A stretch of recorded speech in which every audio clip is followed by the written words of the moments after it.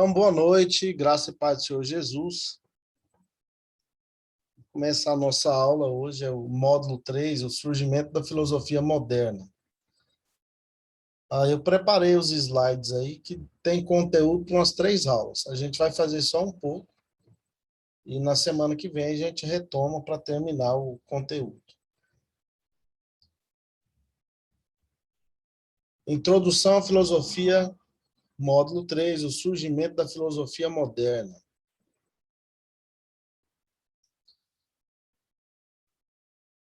Vocês estão vendo os slides aí? Me dá um joinha se estiver vendo.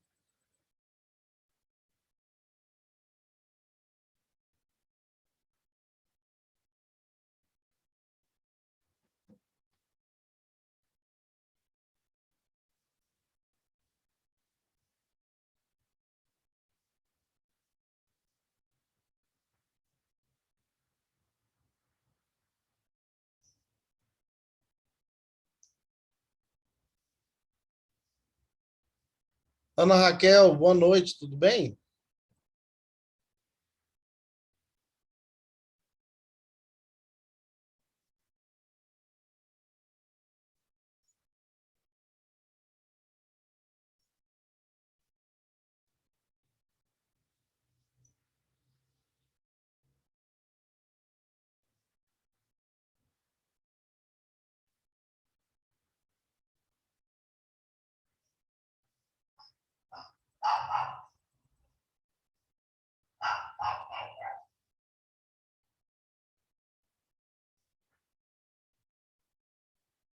Paloma, você está me ouvindo?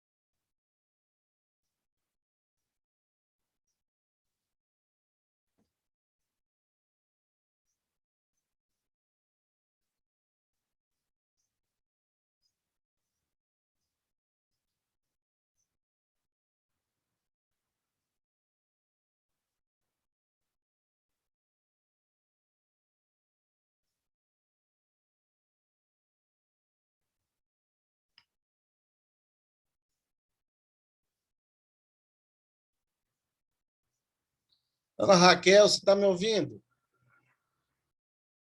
Verifica se o seu microfone está ligado.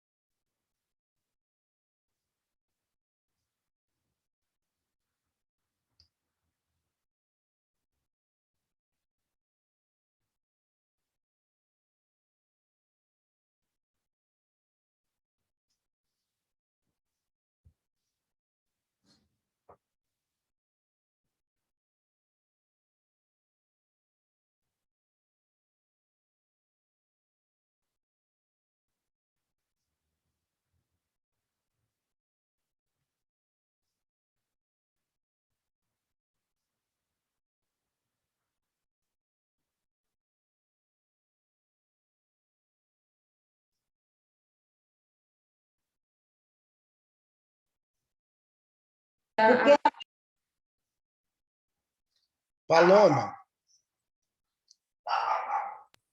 Meu celular descarregou, professor. tá ok, mas você está vendo o slide? Sim, estou vendo. O surgimento da filosofia moderna.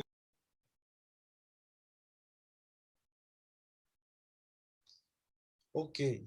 Então vamos começar em nome de Jesus, né? Como se pode conhecer cientificamente o mundo? Em que se distingue o conhecimento científico e o conhecimento comum? Além dessas questões, a epistemologia moderna teve que tratar principalmente sobre a questão da possibilidade do conhecimento, E para isso era necessário encontrar um método que pudesse ser um instrumento para obter o conhecimento. Antes, perguntava-se: existe alguma coisa? Isto que existe, o que é? Na modernidade, o problema não é saber se as coisas são, mas se nós podemos eventualmente conhecê-las. Portanto, as perguntas são outras. O que é possível conhecer? Qual é o critério de certeza para saber se há adequação entre o pensamento e o objeto? Na idade moderna, portanto, o polo de atenção é invertido. Ao invés de focar no objeto, volta-se para o sujeito que conhece. Então, mudou o foco, né? Antigamente, a intenção era saber sobre a existência, se alguma coisa existia.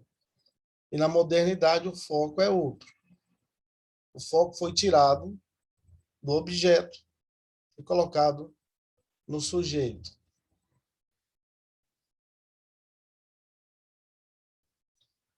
Então, tratando-se de filosofia moderna, né, a gente tem que falar dessa figura, desse vulto, Descartes, né? Descartes. Descartes quer chegar ao que ele pretende que seja a verdade absoluta, certa, através de um método da dúvida radicalizada, o qual consiste em imaginar como sendo falso e inexistente tudo aquilo que pode ser posto em dúvida. Aplicando, Descartes apresenta 3 graus de dúvida. A premissa dele, então, gira em torno dessas 3 dúvidas. A dúvida dos sentidos. Do que se trata, né? O problema é que essa dúvida não compreende uma dúvida radical, porque até podemos ser enganados pelos sentidos, mas não o tempo todo. Não podemos duvidar a todo instante dos nossos sentidos. Então, essa foi a primeira dúvida, e esse grau de dúvida que ele levantou para argumentar em relação aos seus conceitos filosóficos. A dúvida pelo sonho.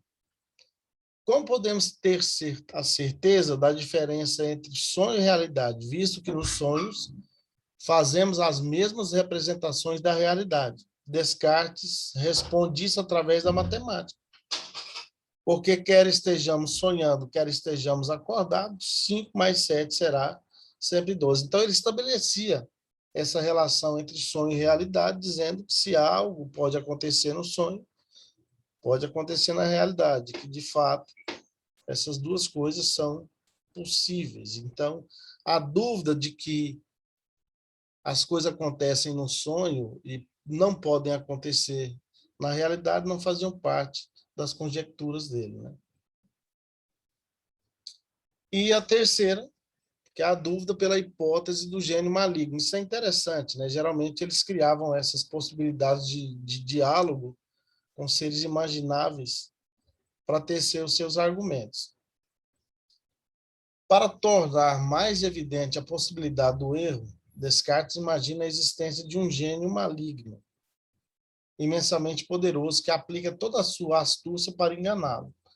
Se um tal ser existe, é possível que ele faça com que os cálculos aritméticos sejam errôneos e que a ele se siga uma ilusória impressão de que os resultados são corretos e das decorrências práticas disso.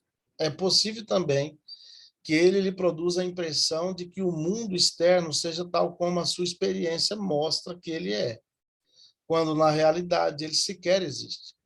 Para tornar tais suposições mais eficazes, é interessante valer-se de uma versão mais contemporânea, que é a do cérebro no recipiente ligado por eletrodos de um supercomputador que produz meu mundo ilusório.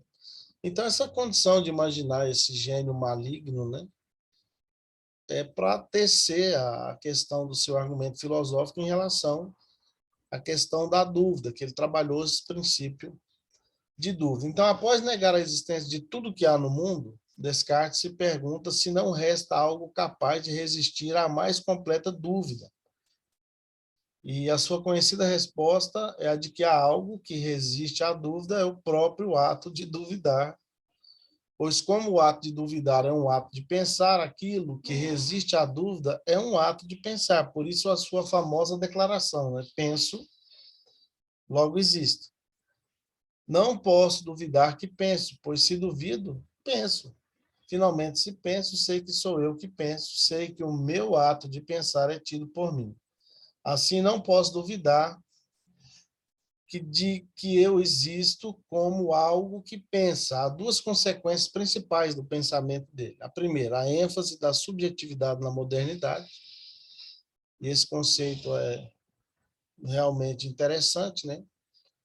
E o problema da certeza absoluta em primeira pessoa, a questão do eu sendo trabalhado.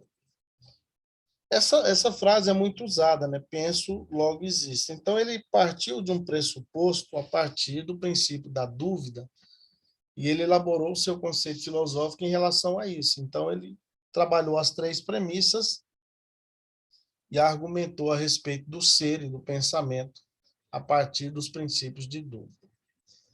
Então, nós temos agora a condição do homem social, né, e o estado de natureza.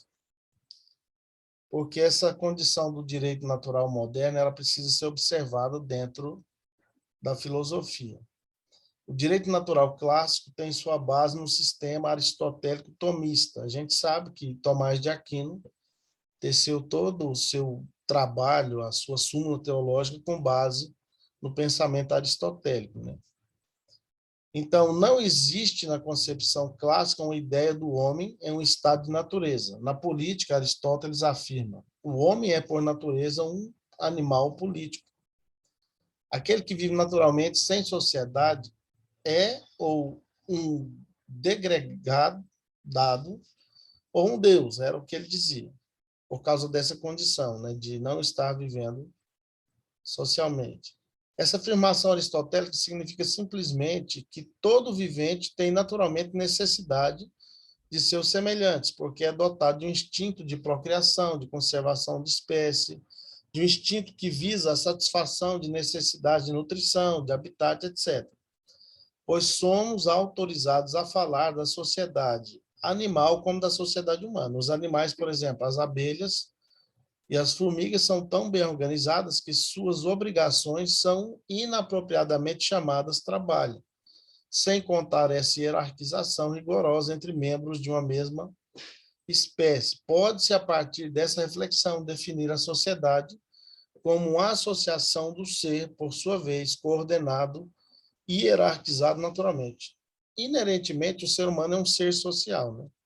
Essa condição de viver como um eremita é problemática. O ser humano precisa de estar se relacionando e todos os conceitos necessariamente ligados à sociedade são importantes para o ser humano. E a condição do direito natural. O direito natural moderno, o justnaturalismo, foi fundado no conceito filosófico do estado de natureza. Pensadores examinaram a origem da sociedade, supondo um estado pré-social. Segundo eles, tratava-se de uma situação hipotética, um método, um lugar no qual viviam os homens antes de qualquer sociedade. O estado de natureza. Então, esse estado de natureza seria um estado anterior a essa condição de um estado organizado, né? O conteúdo que eles dão para suas conjecturas difere de um filósofo para o outro. O essencial de duas posições poderia reduzir-se às de Rousseau e Hobbes, que são talvez os dois mais importantes nesse quesito, né? Para Rousseau, no estado de natureza, os homens viviam isoladamente e eram dotados de uma infinita bondade. Olha só que utopia, né? Quando o homem via seu semelhante, preferia fugir antes que o combater. A razão disto é que a natureza previa todas as suas necessidades, o que lhe permitia evitar seu semelhante. Para se multiplicar neste estado de natureza, homem e mulher se encontravam de maneira casual e uma vez indo para o seu lado. O homem natural é um homem bom que a sociedade corrompeu, sendo necessário libertá-lo do contrato de sujeição e de privilégios para se estabelecer um contrato social legítimo, conforme a razão. Então, ele trabalhou muito esse aspecto, né? Essa sociedade primitiva que ele propõe antes do Estado organizado é uma questão interessante de analisar E a gente sabe, necessariamente, que muitas pessoas são estragadas pela sociedade. É um pensamento interessante. Para Hobbes, o homem, no estado de natureza, era o lobo do homem, o homo lupus hominem. Contrariamente a Rousseau, para o qual o homem era, no estado de natureza, uma grande criança. Sua razão estava simplesmente no estado de perfectibilidade. O homem de Hobbes é este homem que transforma o que somos capazes de refletir e agir com astúcia. É um estado de guerra generalizado, guerra de todos contra todos, onde ser mais forte fisicamente não supunha ganhar um combate. Os mais fracos podiam ser vencedores usando a astúcia. Então, para ele, o que era interessante era o ato de usar o cérebro, de refletir, de reflexão, para poder vencer essas guerras e qualquer batalha que fosse necessária. Então, é por causa desses conceitos que surge a condição e a ideia do contrato, né? O contratualismo. Então, o contratualismo é a alavanca do direito na modernidade. Da ideia do indivíduo em estado de natureza, sem leis, sem normas, surge a ideia da possibilidade do contrato, e da possibilidade do contrato surge a norma. Então, é uma condição progressiva, há uma certa continuidade de desenvolvimento nisso, né? De uma sociedade que vivia de maneira não organizada para uma cidade organizada e que tudo é regido por normas e leis. Então, olha só, a lei moral versus moral e lei, né? No direito natural clássico, primeiro aparece a lei para depois se colocar o problema do agir segundo a lei e moralidade. A moralidade. Se tomarmos a ética de Nicômaco, Nicômaco era o nome de um filho de Aristóteles, né? Esse material é interessante. Por exemplo, nela encontraremos a síntese das virtudes que constituíam a arete e a moralidade grega. A arete é a excelência, né? Aristóteles distingue vícios e virtudes pelo critério do excesso, da falta e da moderação. Um vício é um sentimento ou uma conduta excessiva, ou, ao contrário, deficiente, uma virtude, um sentimento ou uma conduta moderada. Para Aristóteles, a moral é parte da ciência política e seu objetivo é determinar qual é o bem supremo para que os homens e qual é a finalidade da vida humana, que no caso seria a felicidade, né? Qual é a melhor maneira de proporcionar aos homens este bem supremo? A harmonia da sociedade depende das leis. Essas leis não são meramente convenções, mas elas fazem parte da natureza. São as leis naturais que regem a sociedade para que ela alcance o bem supremo da felicidade. Então, as normas teriam a condição de estabelecer um processo de vida social onde a felicidade poderia ser alcançada, né? Então, olha só, a partir do Renascimento, o dado primordial passou a ser o indivíduo, como ser capaz de pensar e agir. É da consciência desse indivíduo que vai resultar a lei. Após o Renascimento, o processo de revelação jurídica vai do direito subjetivo para o direito objetivo, que é o chamado sistema de normas. Ao passo que no direito natural clássico, que era o direito objetivo, a norma que assinalava o ponto de partida da compreensão jurídica. Note-se que se opera uma inversão completa na concepção do direito. O dado primordial passa a ser o homem mesmo orgulhoso de sua força racional e de sua liberdade, capaz de constituir por si mesmo a regra de sua conduta. E eu quero me deter nessa condição aqui, para que a gente compreenda esses valores aí dessa chamada sociedade moderna. O antropocentrismo. O que é isso? O homem no centro de tudo. Então, esse conceito, ele contrapõe o nosso conceito, né? Porque nós sempre falamos de Jesus como o centro. Então, o antropocentrismo coloca o homem no centro de todas as coisas e dá a ele uma condição de superioridade. O conceito de laicidade, a separação das questões transcendentais das preocupações imediatas do dia a dia, ou seja, o que nós cristãos chamamos de santo e profano, a separação entre o sacro e o mundano, né? E a condição de laicidade é interessante. O Brasil é um estado laico, né? Onde cada um tem liberdade de professar a sua própria religião. Então, esse conceito, ele procura separar os valores religiosos dos valores do cotidiano, do dia a dia. O individualismo, que é a valorização da autonomia individual, né? A nossa sociedade hoje ela é extremamente individualista. E a gente sabe que isso, de certa forma, traz prejuízos enormes para a sociedade em si. Não tem como o ser humano viver de maneira individualista dentro de um grupo, dentro do coletivo. Então, o individualismo é um problema muito sério. O racionalismo, né? Nós já há um bom tempo falamos a respeito do racionalismo, que é um modo de pensar que atribui valor somente à razão. Então, se não se explica pela razão, tem problema. Então, o racionalismo também, ele traz alguns problemas que precisam ser resolvidos. Tem coisas que não vão se discernir de maneira racional. Tem coisas que estão para além da razão, né? E o chamado hedonismo, que é essa loucura pelo prazer, né? Prazer como estilo de vida. A pessoa que quer viver a felicidade de maneira extrema em todo o tempo e vive só em busca do prazer. Então, esses valores estão todos aí dentro do que nós conhecemos de sociedade moderna e nós temos vivido isso hoje também na íntegra, né? Se você olhar, todos esses valores aí fazem parte da sociedade na qual vivemos. O antropocentrismo, o homem continua sendo o centro de tudo, né? Tudo gira em torno do homem. Ainda mais hoje, né? Tem buscado se separar mais ainda as questões transcendentais das questões naturais.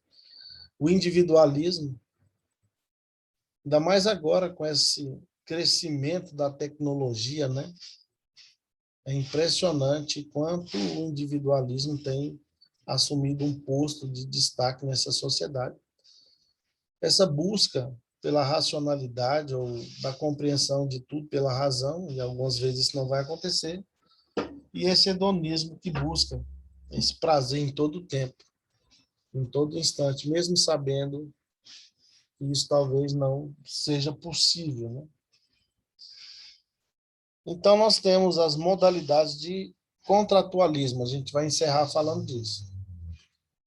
Quanto aos efeitos do contrato, olha só, o contratualismo total é aquele que, como ocorre na obra de Hobbes e Rousseau, refere-se tanto à origem da sociedade civil como à do Estado. A origem tanto da sociedade como do Estado é o resultado desse chamado contrato.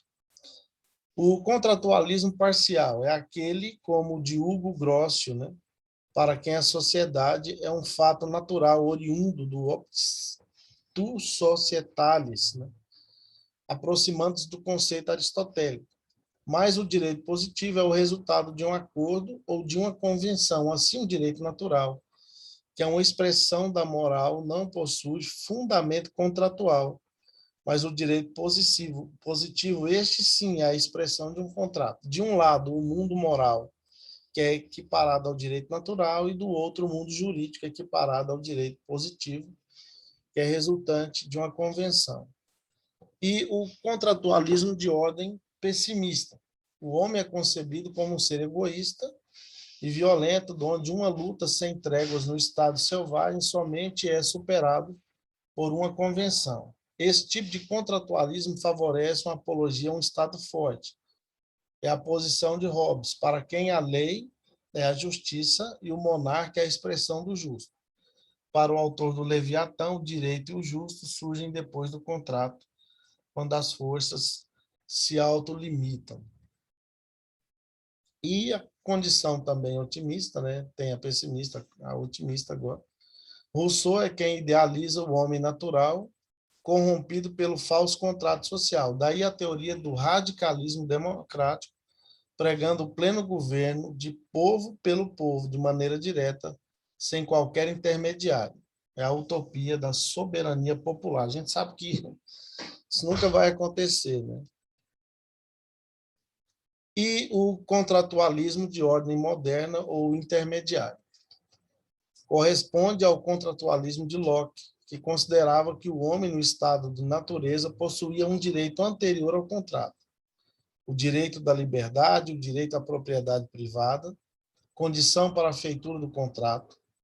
Essas duas expressões de liberdade são os elementos fundamentais do pensamento de Locke e as duas colunas do edifício liberal democrático, cuja consolidação assinalava as garantias individuais no século XIX.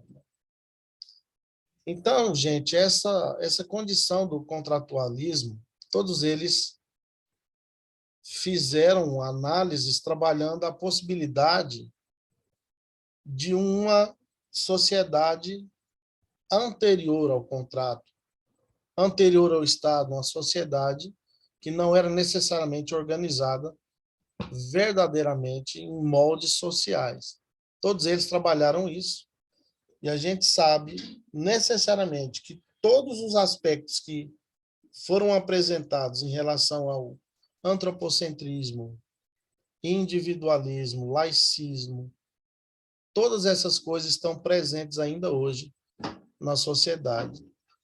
E elas trazem problemas diversos para que a gente possa tentar resolver de alguma forma, né?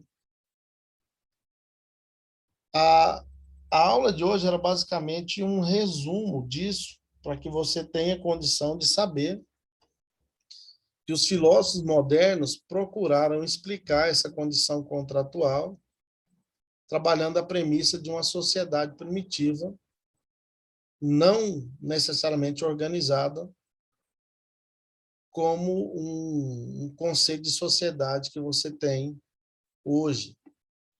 Não necessariamente nos aspectos que você conhece hoje, mas aonde o homem era um homem inocente, um homem bom, um homem que ainda não havia sido contaminado pela influência social e assim sucessivamente. A gente sabe que isso nunca aconteceu, né? Porque desde o início da humanidade, o ser humano passou a viver em sociedade.